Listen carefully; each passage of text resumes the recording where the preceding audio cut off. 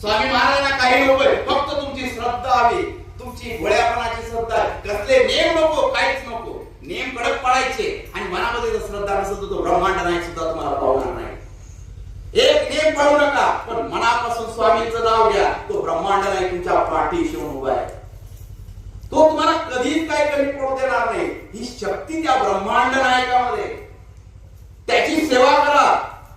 तो तुमच्या गावामध्ये आता प्रकट झालेला आहे. त्यांचा दरबार स्वामी महाराजांचा त्या तुमच्या गावामध्ये झालेला आहे. हे तुमचं अवभाग्य आहे.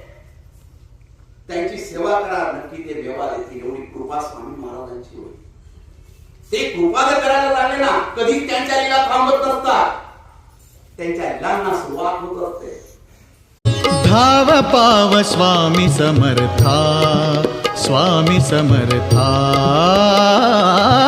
धाव पाव स्वामी समर्था.